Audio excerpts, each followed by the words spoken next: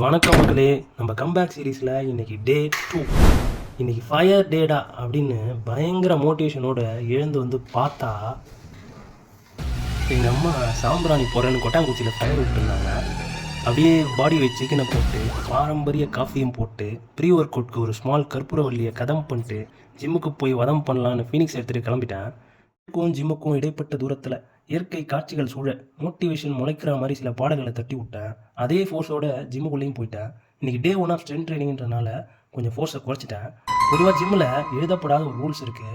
யாராவது புதுசாக ஜிம்முக்கு வந்தாலோ இல்லை ரொம்ப நாள் கேப் விட்டு மறுபடியும் ஜிம்முக்குள்ளே வந்தாலோ ட்ரைனர் சொல்கிற ஒரே வார்த்தை இன்னைக்கு சர்க்கியூட்ரா, இன்னிலேருந்து உனக்கு 3 நாளைக்கு சர்க்கியூட் மட்டும் தான்டா அப்படின்றது தான். பம்பிங் அயனில் வர அர்னால்டு மாதிரி சிங்கிள் மசிலுக்கே 7-8 வேரியேஷன் போடுற நமக்கு சர்க்கியூட்டுன்ற பேரில் ஒரு வேரியேஷன் போட சொன்னால் கொஞ்சம் கடுப்பாக தான் இருக்கும். ஆனாலும் வேறு வழி இல்லை, ட்ரைனர் சொல்கிறத கேளுங்க. இல்லைனா நெக்ஸ்ட் டே அதனால் வர எக்ஸ்ட்ரீம் சோனஸை அனுபவிக்க போகிறது என்னவோ நீங்கள் தான்.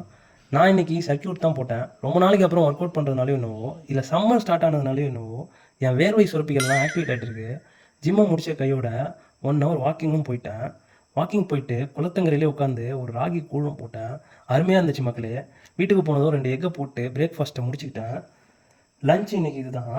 டின்னருக்கு 2 தோசை 2 முட்டை. ஒரு வழியாக எந்த தப்பும் பண்ணாமல் இன்னைக்கு சிறப்பான முறையில் முடிவு வந்துச்சு. இதே போலயே நாளைக்கும் இருந்தால் நல்லாயிருக்கும். கான்ஃபிடென்ட்டா இருங்க சார், நல்லதே நடக்கும் சார், வெற்றி நிச்சயம் சார். மீண்டும் சந்திக்கும் வரை நன்றி, வணக்கங்க சார்.